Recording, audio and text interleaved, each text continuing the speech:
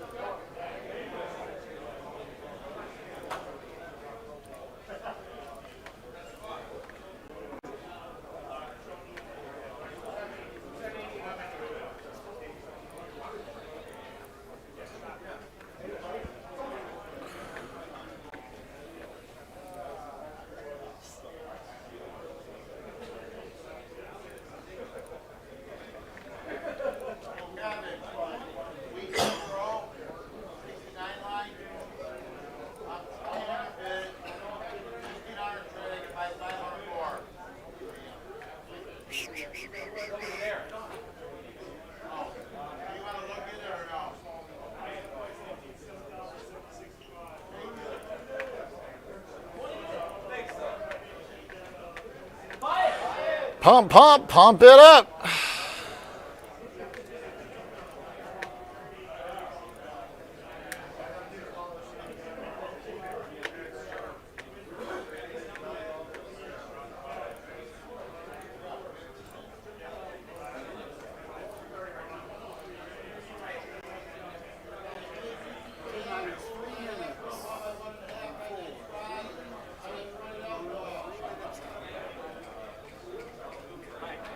Good news, and bad news. Bad news is only people showing up as well, so yeah, stay with it. But the nice thing is we don't have to move too much here. Just have to slide this up and do we still use the sir, ladder down here first before we go up, so we'll probably bring it down.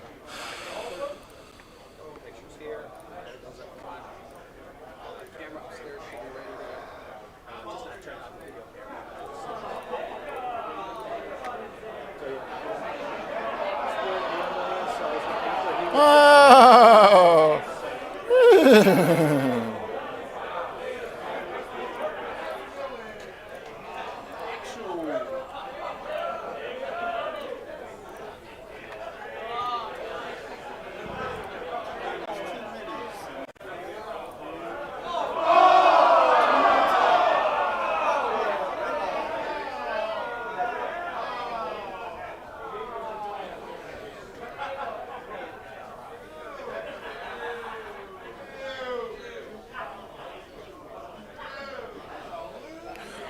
I'm sure you saw this one. I'm going to bring this up because I feel like it's our dispersion conversation for equity people.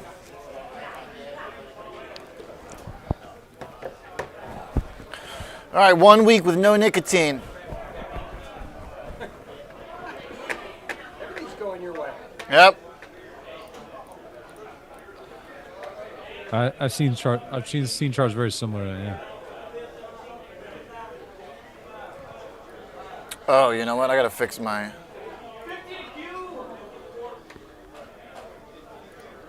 All right, your audio's switched on, correct? 1 minute out, and 5, 4, and 1 out. 1 minute count. Yeah, my audio's off right now. All right, well there, everybody knows 1 week without nicotine. That means we're jacked. All right, fixed now.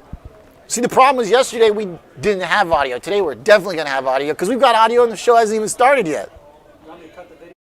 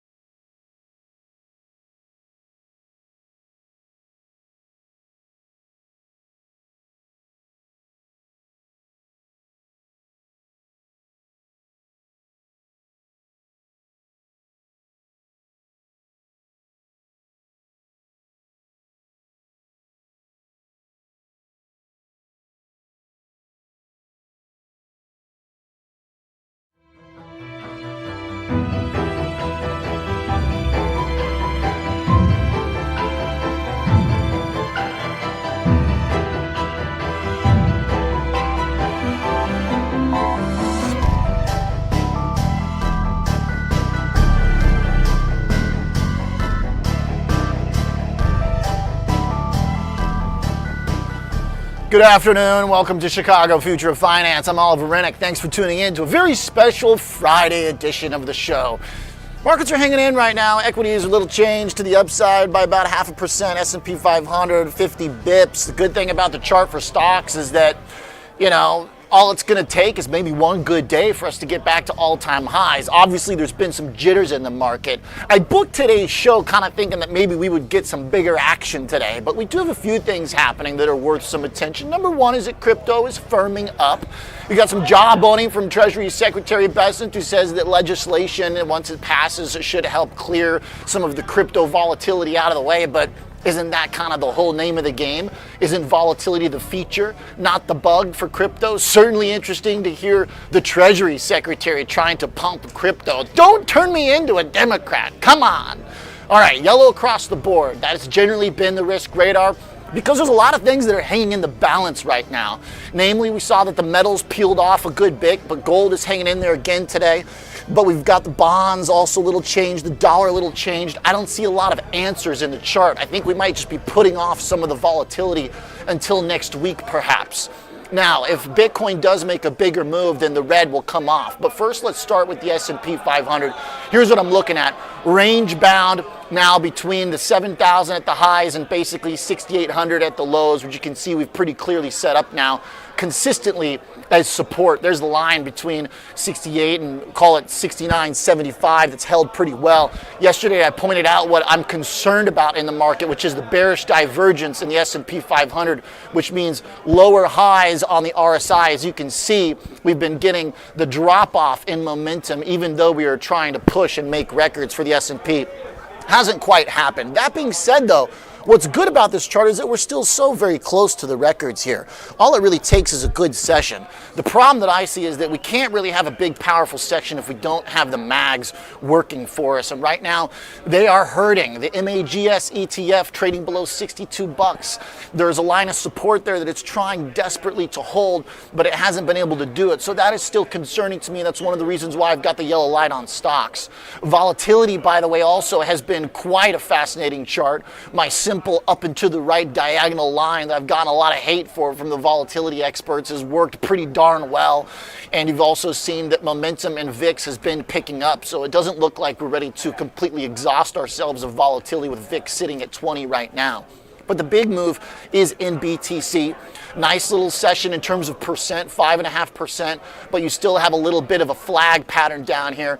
Something that looks generally, I still argue, bearish, but holding the key 60,000. You can see this dash line here that we touched, we kissed, we held.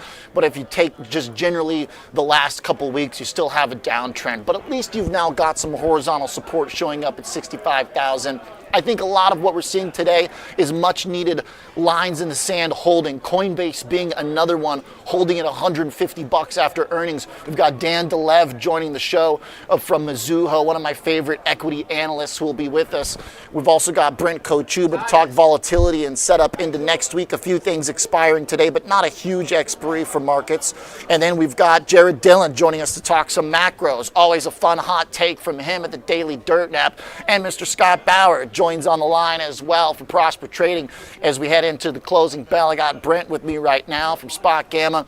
You know, Brent, one of the things that's been making its round on X is this chart showing the number of stocks that has dropped off hard. And I feel like that has been very consistent with what we've talked about, which has been dispersion within the options market and volatilities from a single stock perspective. But now we see that the equity market on the index level is holding on some volatility as well. I mean, we got VIX at 20, so still some tension here. Yeah, I think tension is the name of the game, Oliver, and we're starting to see kind of record levels of dispersion. Correlation and dispersion obviously are pretty. Yeah, basically well flip one on the head, right? Yeah, and so when you see this record level of dispersion, the correlation indexes we look at are warming up, right? But the dispersion is really quite crazy. So like how much are individual stocks moving? That's very wide. Nomura had a chart. We were talking about that for a second yesterday. And there's that chart that you mentioned that's making its round on Twitter. And what that's basically telling us is that things are whipping all over the place, but they're doing so in ways that is rather unprecedented. The chart from Nomura shows that there's as much dispersion now. Single stock moves on average are 10% in the S&P versus the index unchanged is pretty wild. You got to go back to the COVID period, when COVID hit, then the great financial crisis, then you have to go to the internet bubble. So that's the kind of level of sort of dislocation that we're talking about. And the problem with that is that the forward returns from basically any of these metrics that look at how much dispersion we're having, the forward returns are just ugly, right? They're nasty. So when you think about the instability of the market, right, how much underlying stocks are moving, the fact that the index isn't moving, you got to feel very uncomfortable about the position that we're in. I think the fact that we have a 3-day weekend here, there's not that much options flow buying this dip. There's a mild flow related to expiration today in the single stock space. Nobody's out there buying like 1 month, 2 month calls right now in any of this stuff. So you got the 3-day weekend, and then we're going to go into OPEX. And I think OPEX really could be this sort of pin that is pulled that suddenly everything starts to sync back up, right? That dispersion and correlation spikes and dispersion sort of normalizes or mean reverts. And generally this stuff cleans up to the downside, right? Equities sort of start to drop. The other thing that I'll note here, Oliver, is that you really have a hard time finding anything that's getting bid. The memory stocks, we talked ad nauseum about them. The only thing, honestly, that looks like generating a call bid at the moment is energy and TLT. Long bonds are bid at the moment. Yeah, boy, I got smoked on that, by the way, just because I'll be honest, if I get it right, I'd like to pat myself on the back if I get it wrong. I got bonds wrong.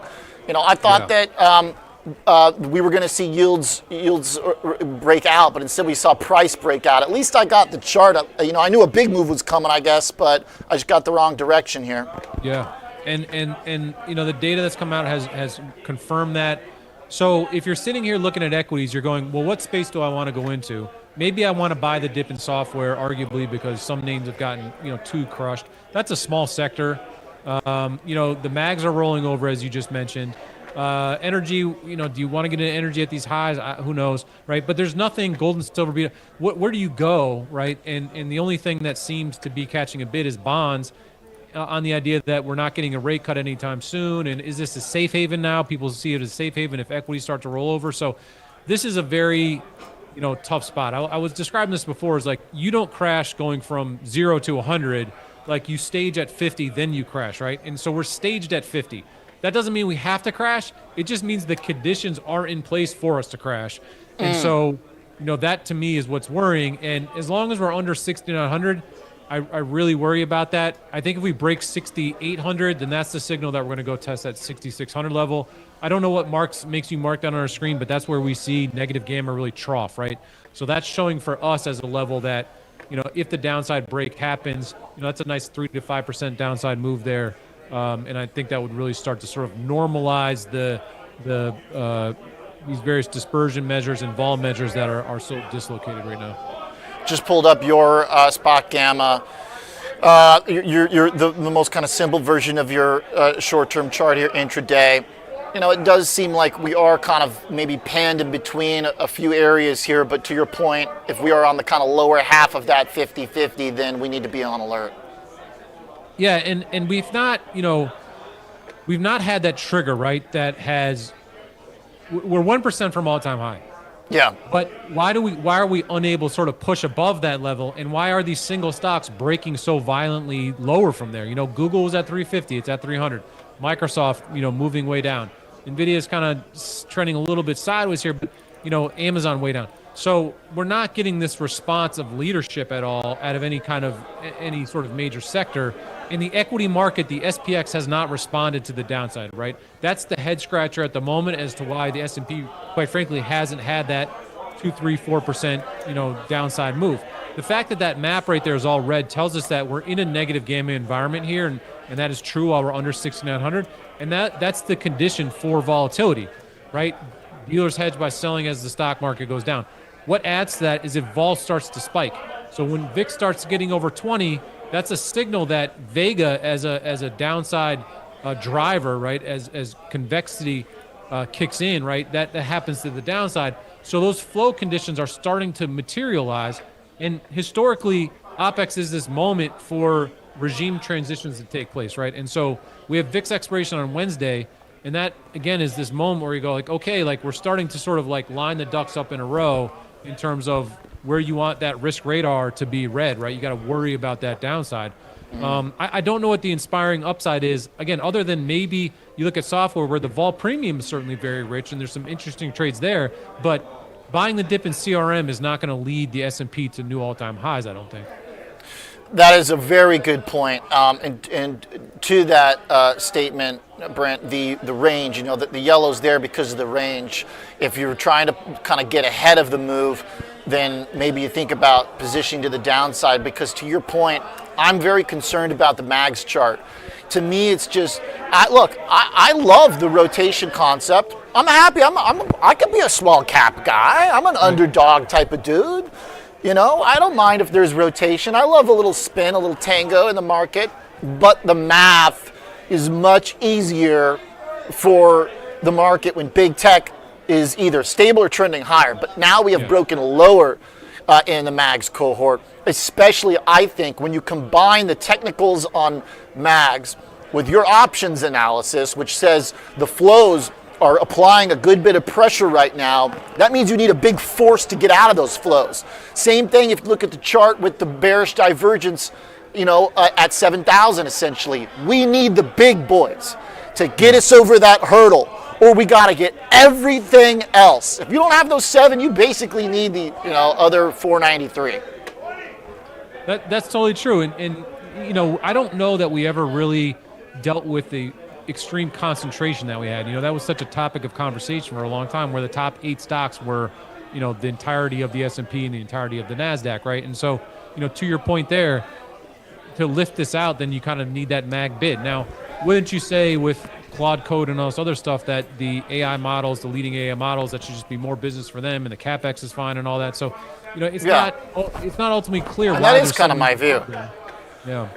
Somebody in the chat said that there's this contradiction of hyperscalers, the narrative that hyperscalers are wasting their cash flow, but that also AI is disrupting all these industries. So I actually sympathize with that. I think that generally selling off on CapEx when you're spending on a good business model is like the best type of sell-off you can have. Mm-hmm. So I do think if we get this shakeout that you're describing and we make a drop, I'd be pretty ready to buy at support at 6,600, and I'd probably go for the mags. I would totally agree with you, and we would clean up some of this, again, this dispersion, right? The fact that everything is so uncorrelated, as it's been. And so we've had these spasms since Jan OPEX. The spasms have been very consistent. You can see them there on the chart. And so, again, how do you sort of like clean all this up? Well, if you drop 3 or 5%, all equities go, correlation spikes, all equities move down kind of in conjunction with each other. That maybe opens some quote unquote value or some dip to buy, that is interesting material, right? It's a reason to be in the equity market.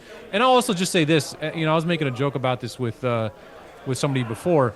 Pam Bondi in the congressional meetings yesterday, her pushback on some kind of illicit topics was, the Dow is over 50,000. Why should you care about this thing that we're talking about? And it was just this hilarious thing, and it seems offsetting, but that's what the government is focused on.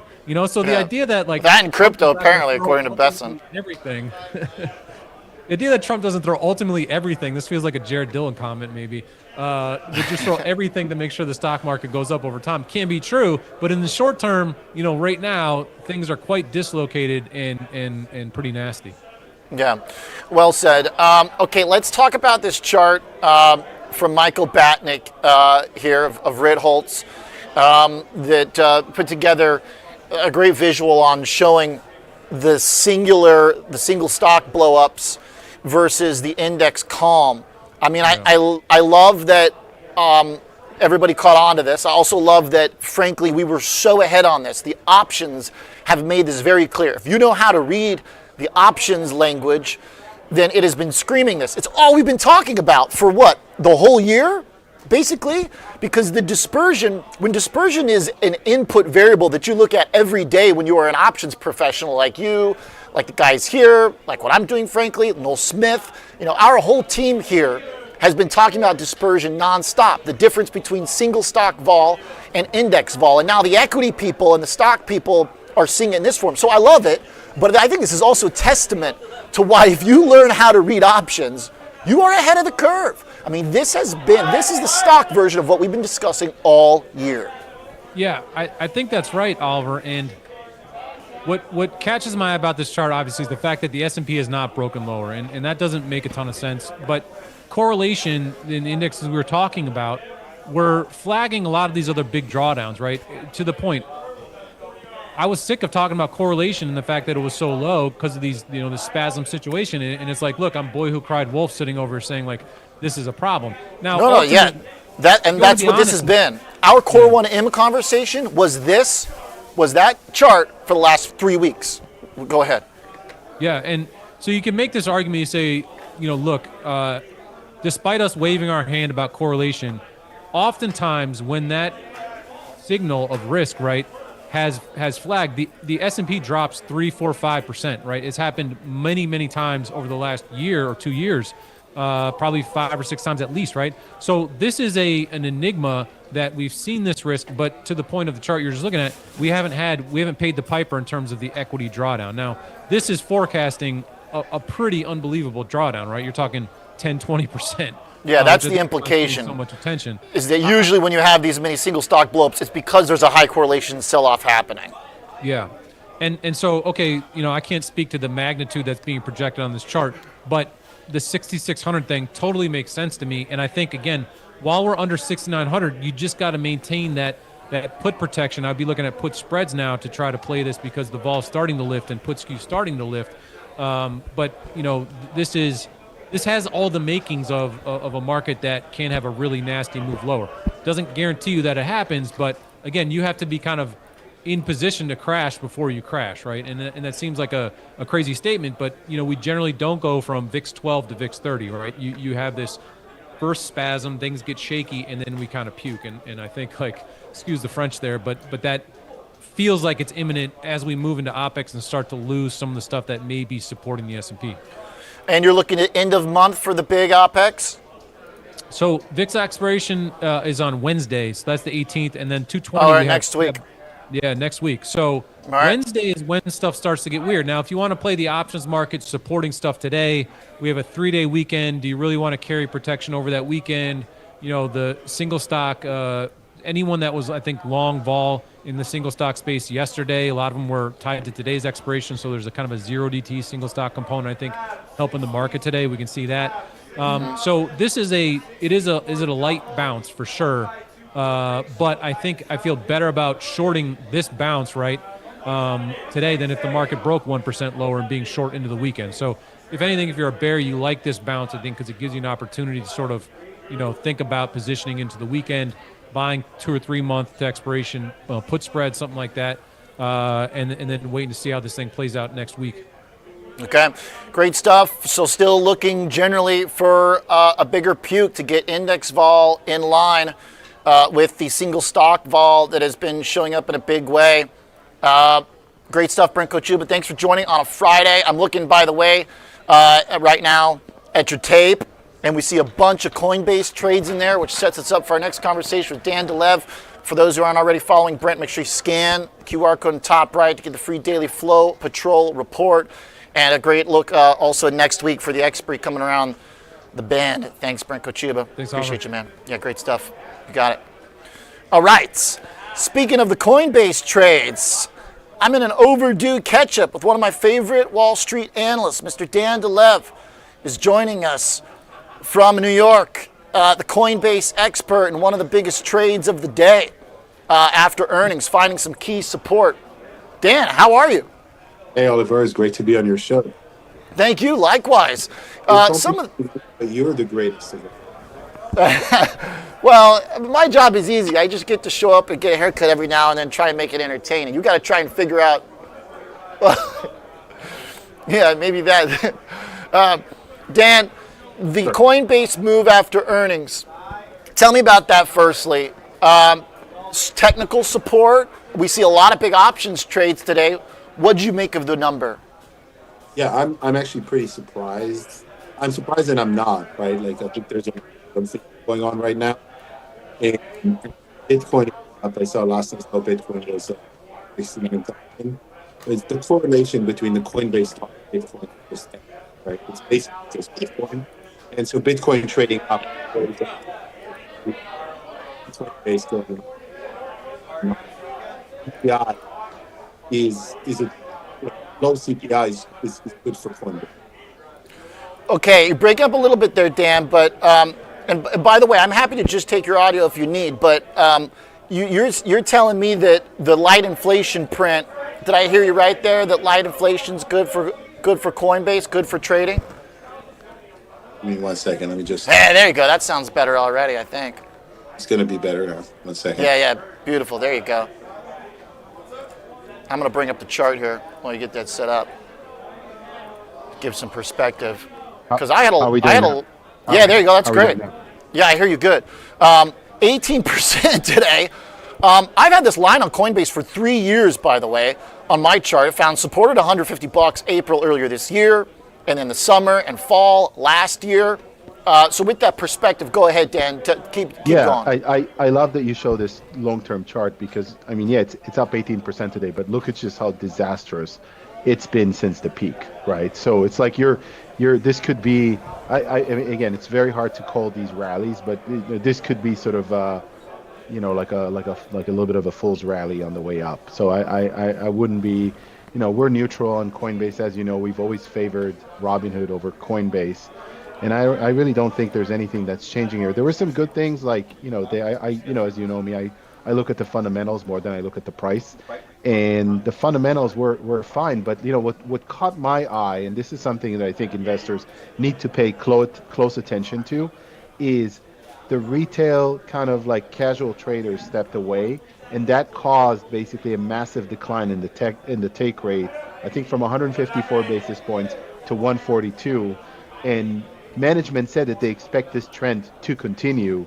So I think we might see a few more quarters of like take rate bleed, which is not good for the stock. Okay, what does that last phrase mean, Dan? Takeaway bleed? Did I hear that right? Take rate bleed. So like Okay. take rate, remember like Coinbase's take is about 150 basis points on the retail side. And that's already, I would say, 2x what Robinhood is charging on crypto. So the fear on Coinbase has always been that that take rate is going to get worse. Like the yield that they're generating on a dollar of crypto that's traded, basically, what they Okay. take home on a net basis. And that's been our more cautious thesis on Coinbase has always been that it's not going to go higher. If anything, it's going to actually come down. And what you've seen in Q4 is you've seen a quarter-over-quarter deterioration in that take rate because of mix shift to the pro trader away from the casual retail trader. Okay. Now, the price, is there a certain convexity to crypto traders like there is? Like, for example, I think there's a lot of convexity in MicroStrategy, where if, it stays below a certain point, then the profile becomes very concerning given how much leverage is in there. Should we think about crypto traders as an extension of that, or are they generally a little bit more balanced than, say, strategy?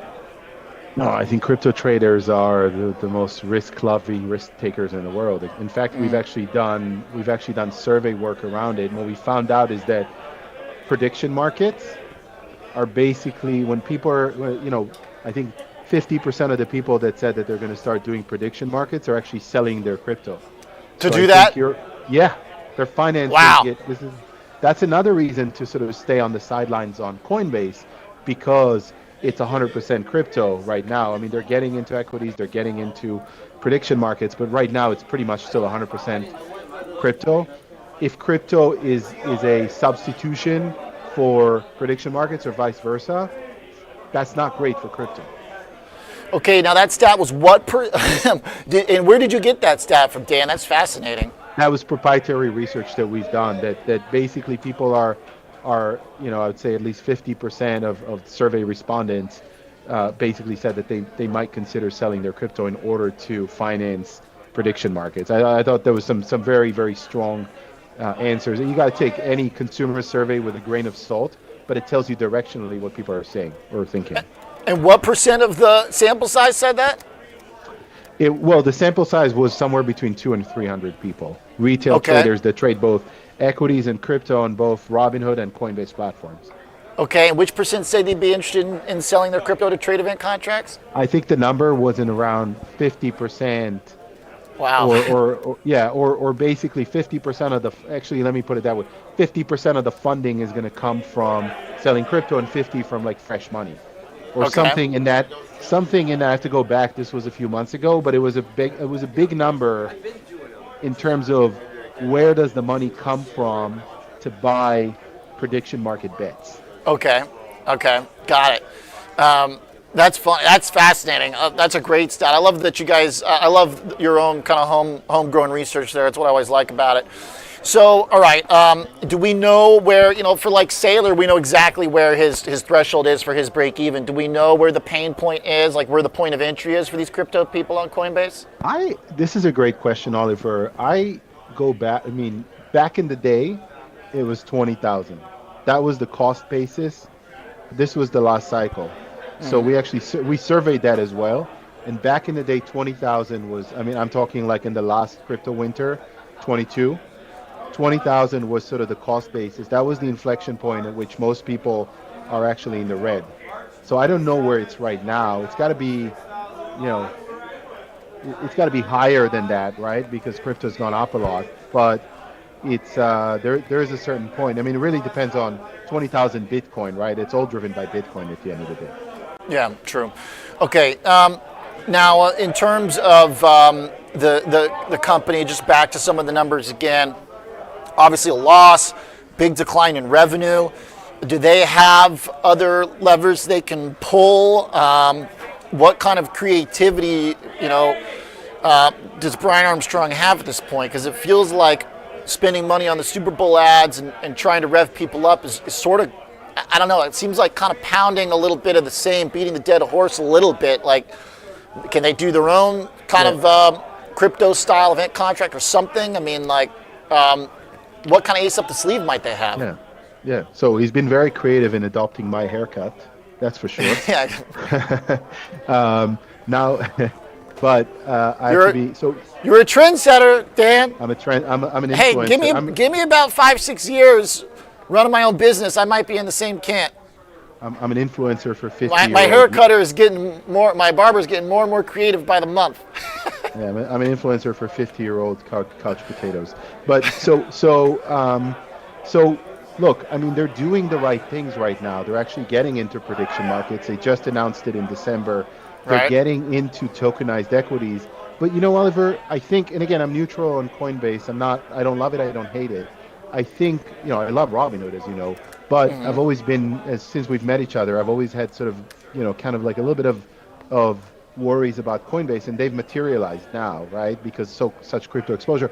I think I wouldn't say it's too little, too late, but when you have such a visionary like Brian, and he pivots away from this kind of massive crypto economy and into kind of following a little bit like Vlad's footsteps in terms of prediction and tokenized equities, it tells you a little bit maybe that he's no longer as big of a priest as you thought that he was, and I think it sort of shows up in the multiple. It's maybe not really the numbers, but it's something to keep in mind when you think about Coinbase.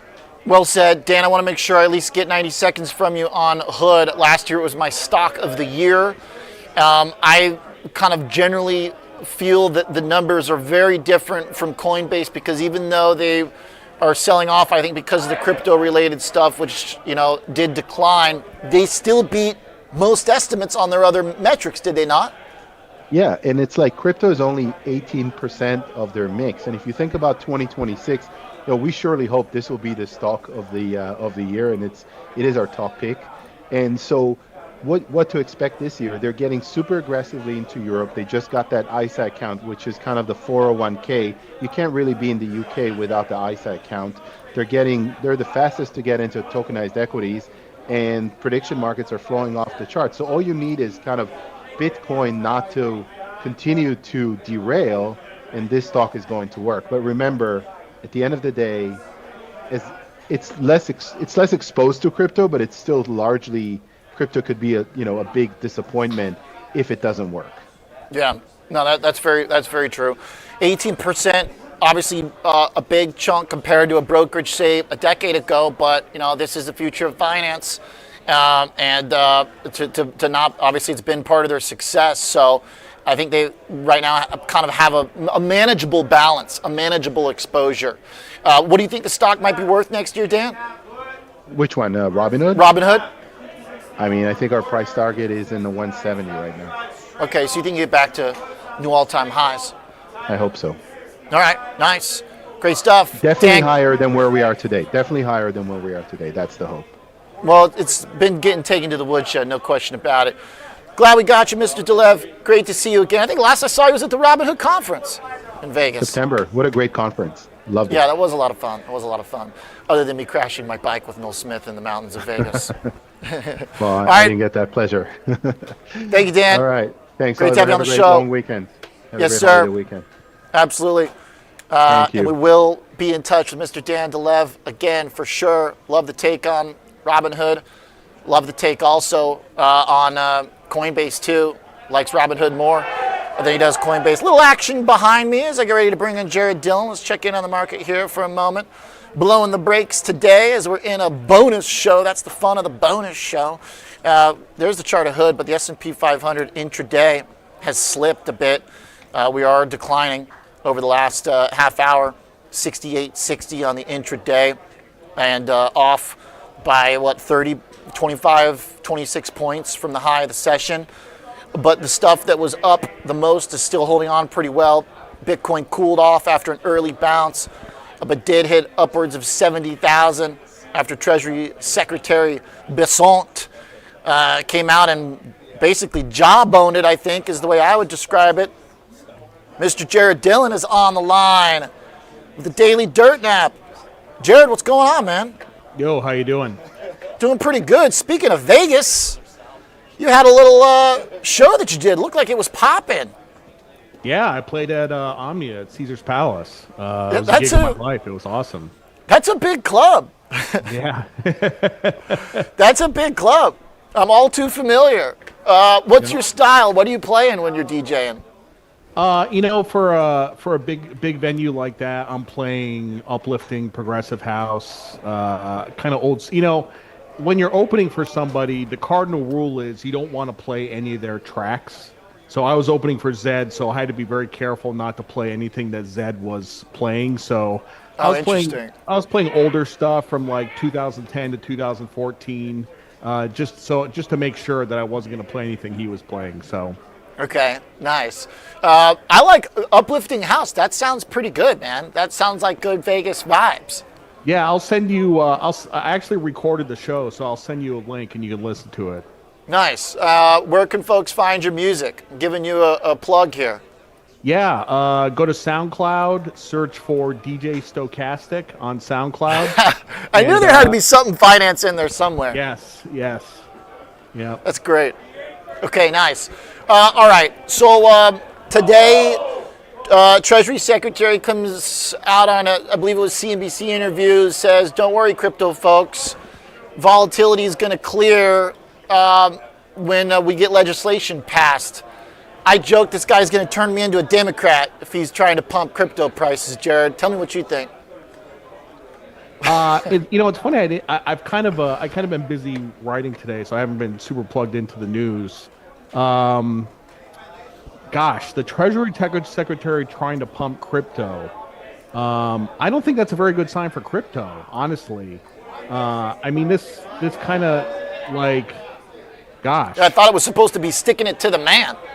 This is very unusual. We've talked about this before.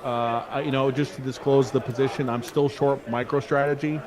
I've been short from about 260, 270, still short. Still think it's got some downside. I think Bitcoin is going to ultimately land at about 55,000 before all said and done. So I'm not looking to cover my short anytime soon. Over what time period, Jared? Over the last 3 or 4 months. Well, in terms of that target, you said mid-50s. When do you think that is? Pretty soon, actually. I would say in the next month or two. Do you think that this should be categorized as general crypto volatility, or is there something unique about this particular selling at this juncture? I would prime that pump by saying I certainly think there are some things that are different about it. What do you think? Well, I heard your last guest talk about the fact that people are selling crypto to finance prediction markets. I was always kind of wondering about that. I think that's super interesting. I think that crypto getting institutional adoption in the form of ETFs and Bitcoin treasuries, that all happened with Bitcoin above 100,000. Not all of it, but a lot of it. Looking back with the benefit of hindsight, that was kind of like a sentiment top, when it got this institutional adoption. I don't know if the Bitcoin ETFs are getting outflows here. I think they are. I think they are getting some outflows. They got, just relentless inflows after they launched. But I wouldn't be surprised if getting some outflows here. They also were, all credit to it. The ETF is a very successful product from that perspective. In terms of, what's driving it. A couple days ago, CoinDesk put out an article saying U.S. Bitcoin ETFs register back-to-back inflows, citing Bloomberg data. I don't know about the last couple days, but that's what they put out there. Which is kind of something that happens in risk assets when they come off, right? People buy the dip, kind of the idea. But to your point, in terms of kind of like what trick is next, they launched the ETFs. They kind of had this sort of this Wall Street push. I feel that there's a catch to that. One is that, okay, you get the Wall Street flows, you get the ETF flows, but the catch to it that I see from this point is that when you are taking an asset and injecting it into kind of traditional portfolios, which most advisors didn't really. There's some advisors who have picked up on crypto. Most advisors still generally don't really mess with the stuff. But for anyone that's looking at it from a kind of Wall Street driven portfolio construction standpoint, I think this sell-off is particularly bad for it because stocks have been so strong. You got a really bad beta for Bitcoin. It used to be beta to the upside and also beta to the downside, but in the last year and a half, it's just been beta to the downside. So to me, that is a fairly unique regime that we've been in. And then you pile on the strategy part to it, where now you have this massive levered instrument right in the middle, which Bitcoin didn't have before, and I feel there are unique risks in the space. Yeah, I mean, I'm not necessarily anti-Bitcoin. I'm not anti-crypto. Some people are, Yeah. I've owned Bitcoin at I'm a little bit more anti than you are. Yeah. Yep. So look, like if Bitcoin gets down to 50, below 50, honestly, I'll probably buy some of the ETFs. I'll probably stick a toe in the water, and yeah. The potential for buying the lines, I'm going to look at a few lines on my chart. 60 was the big one, which we did touch, we did hold. The other thing, too, that obviously I've been harping on nonstop is the bearish divergence in Bitcoin, which actually puts the breakdown target for me at like 25 to 30,000. That obviously would be fairly catastrophic. If you're thinking about buying at 50 or mid 50s, Jared, why not stab at 60 when it hits? Where do you get the kind of mid 50s target? Do you think there's something technically that points to that? Yeah, I don't think 60 is going to hold. I mean, we're going to retest it, and I think we're going to bust through. I don't know if you saw the Saylor interview on CNBC. Yeah, I did. Yeah, it was not confidence inspiring. Right. Saylor doesn't really have a plan. I'm trying to think of the liquidity impact of him being a forced seller of Bitcoin and what that's going to do to the price. So I do think we have more downside than 60. So yeah. Jared, the other thing too is that from a trader standpoint, you've got street smarts, and one rule of trading that I feel is kind of like day one, week one, is never announce your stops. And every time he keeps saying that they can go down to 8,000, I feel like he's telling us all where his stop is. Doesn't the market sniff that stuff out? Like if you're the second biggest holder of something, and you come out and say, I'm going to buy it all the way down to 8,000, but then when I get there, I'm going to sell it. I'm going to have to sell it all to you. Why wouldn't I sell it now and pick it back up at 8?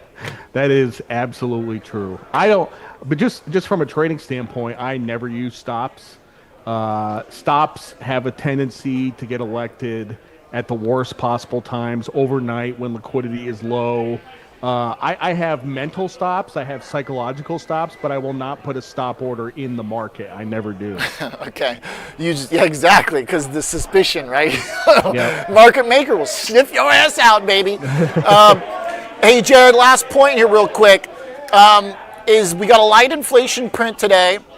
Dollar has stabilized over the last couple months. I kind of thought bonds were going to sell off and yields were going to rise, but instead we got good economic data for employment, for ISMs, and a light inflation print. Should we be turning a bit more optimistic on the economy? Give me your 60-second take. No, look, the internals of the stock market are really, really bad. A lot of these growthy names, a lot of these meme names they've been rolling over for the last couple of months, like DoorDash and Carvana and stuff like that. The internals are bad.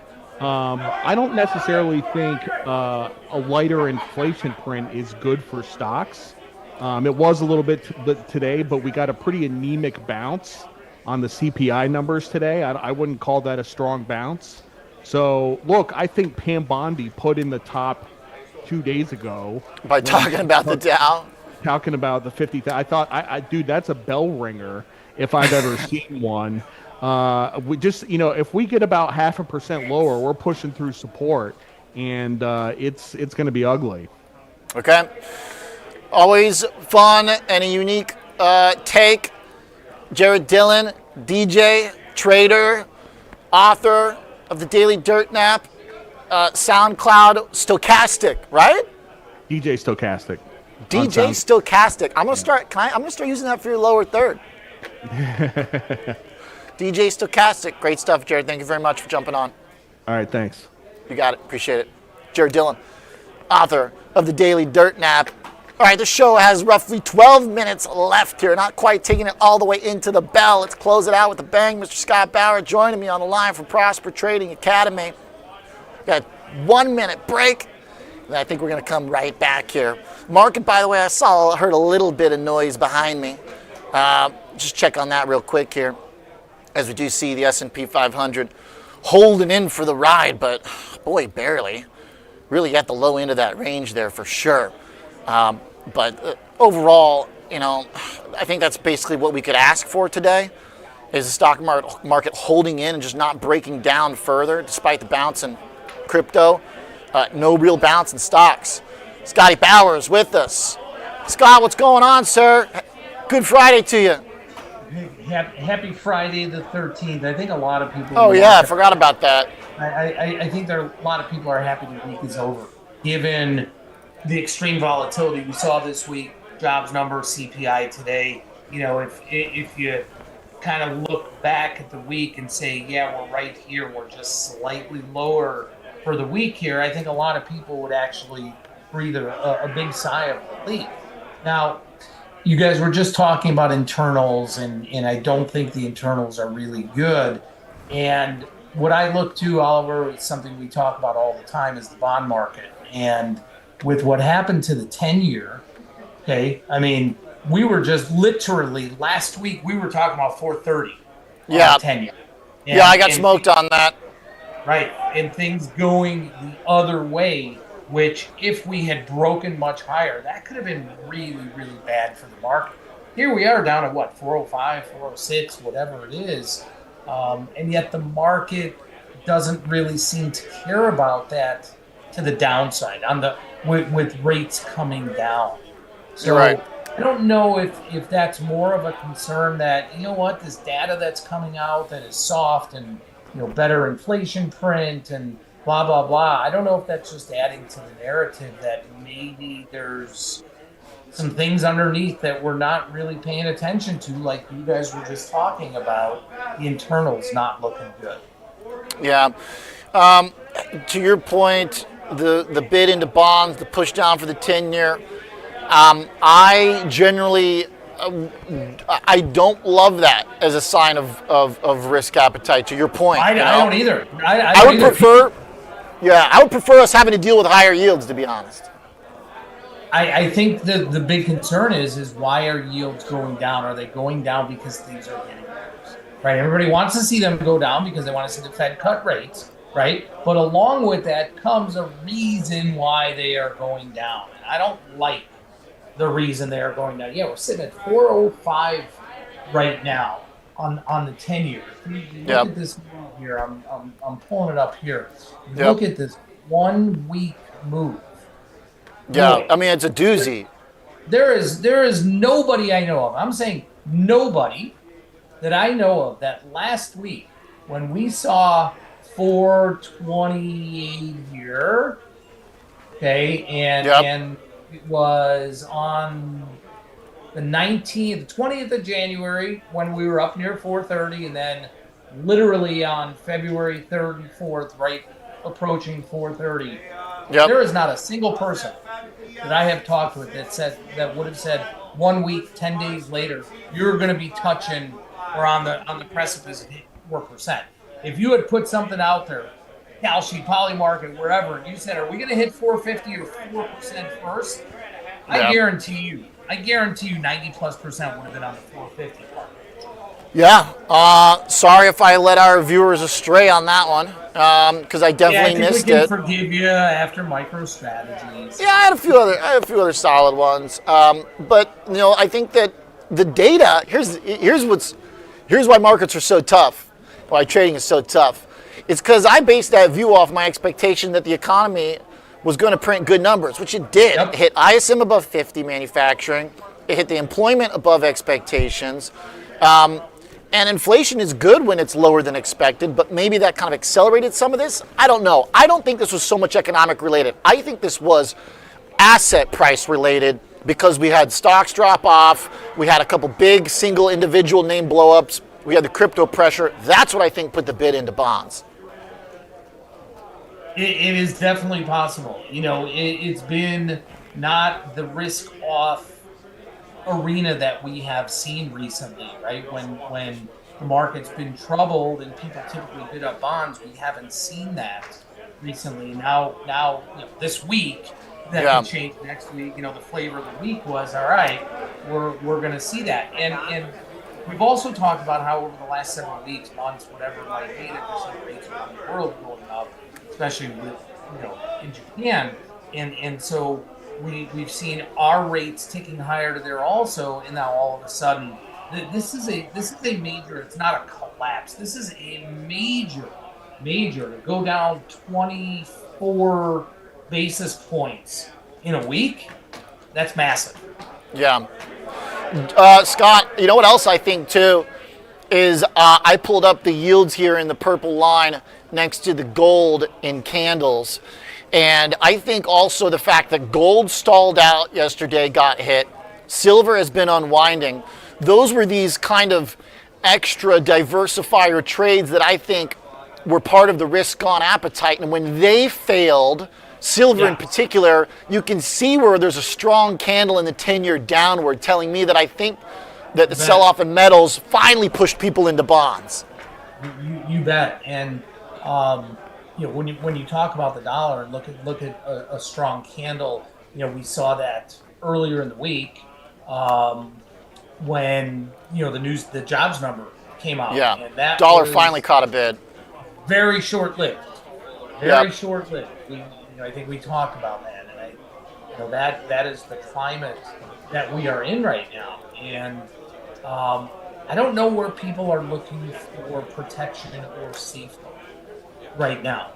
I really don't, because it's still I'm old school, so I still go to the usuals when I want to have that protection. But some of the themes, some of the thesis of those old tried and true risk haven types of trades maybe aren't necessarily playing out like we thought they would.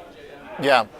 Well, I do think that's where the silver and the gold trade apply, because they kind of threw this kind of curveball a little bit to the market, where you had gold as something that worked in so many different environments. It was that kind of risk-off safety diversifier, but then when you've got massive red candles, because it becomes this speculative tool, and silver being a much more intense example that I got up here now, I think those complicated the picture. If gold and silver lose their mojo, then maybe bonds will get some of theirs back. I mean, when gold and silver become a FOMO trade and become a meme trade, which we've talked about, and they absolutely did, that the market is people are kind of grasping at straws in that particular time. Yeah. And you guys were just talking in your last interview here, those kind of psychological things, and you mentioned Pam Bondi saying 50,000. Yeah, jinxed. You may look at that. You may look at that and say, that's funny. That's a joke. There is something to that. There is something to that, because we know human nature. We know psychology. We know that in the past, when the cashier at the supermarket, your Uber driver, whatever it is, starts talking about something that is so popular, and that FOMO starts hitting, that can be a sign of a top here. So we can kind of laugh at what she said. I do think there's some relevance to it. That's to Jared's point too. I mean, I think that when stock market and investing commentary starts showing up in weird places, No like good. getting shout outs No at good. testimonies over. I don't even want to talk about what the testimony's over. It's so awful. But when like we start referencing 50K among like Epstein stuff, then like, It's no good, man. It's no good. that might be the time where it's become a little bit too much in the cultural dialogue to be sustainable. Totally. That's typically, as a trader instinct, right? I don't know the empirical data behind it. I really don't. Trader instinct, when something like that happens, you typically want to fade that. Yeah. That is what you want to do. So, be interesting. Next week's a bit lighter week just with earnings and with some of the eco data, but now the announcement that came out today that we may see something out of the Supreme Court next Friday, maybe, that should probably keep vol elevated a bit. Okay. Yeah. But I don't see a lot of optimism underneath the market right now. They don't. Yeah. That doesn't mean I'm saying, oh man, we're set up for 2, 3, 5% to the downside at all. That's not what I'm saying. I don't see a lot of optimism out there. I will say, though, to your point, it's so tempting. It seems like it's a place to fade vol based on the simple chart that I've got, which has been this very reliable uptrend in VIX. We're at the high end of that range. So, it's tempting to want to try and fade vol to some extent.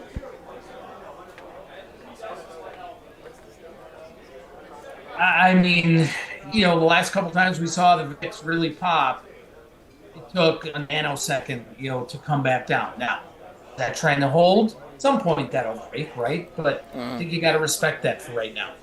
Yeah, okay, fair enough. Scotty, great stuff. Appreciate you as always. Have a great weekend, Mr. Bauer. You too, sir. Bye-bye. You got it. Scott Bauer, Prosper Trading Academy. All right, VIX uptrending. And into the weekend, not much of a bid for stocks. Looks like we might be going red here, unfortunately. One last look at the chart. You can see intraday, we're just toying with that 6,800, like a back and forth, like a yo-yo, a cat batting at a string. Doesn't look like it's going to break, though. Hopefully we can at least hold that line in the sand into the weekend, into next week. I will see you on Tuesday. Thank you for tuning in to Chicago Future of Finance, a special Friday show. Have a great weekend. Good luck. I'll see you next week.